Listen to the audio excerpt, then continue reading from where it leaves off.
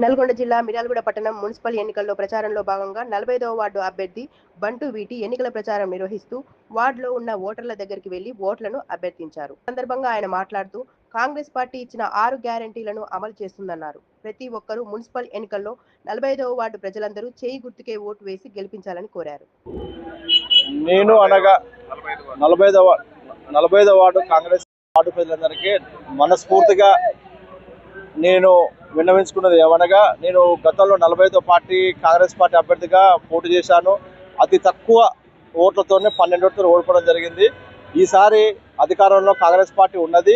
Congress party గెలిపించడం వల్ల అభివృద్ధి ఫలాలు, ఇందిరమ్మ ఇల్లు అయినా, ఇంటింటికి పింఛన్ అయినా, మరియు నల్లాలైనా, మిగతా అభివృద్ధి జరగాలంటేనే కాంగ్రెస్ పార్టీ 45 వార్డు ప్రజలందరూ కాంగ్రెస్ పార్టీకి పట్టం కట్టి అత్యధిక మేరతో గెలిపించాలని మనస్ఫూర్తిగా కోరుకుంటున్నాను. కాంగ్రెస్ గెలిస్తేనే ప్రజాపాలన ఈ 2 సంవత్సరాల్లో కాంగ్రెస్ పార్టీ ఏ విధంగా అభివృద్ధి చెందింది, ప్రజలలోకి ఎంత చొచ్చుకుపోయింది, గత టీఆర్ఎస్ పాలన కంటే కాంగ్రెస్ పార్టీ మెరుగైన సౌకర్యాలు జనాలను కల్పించింది. జనాలందరూ కూడా కాంగ్రెస్ పార్టీ వస్తేనే జనాలకు ప్రజాపాలన జరుగుతుందని చెప్పి అందరూ విశ్వసిస్తున్నారు.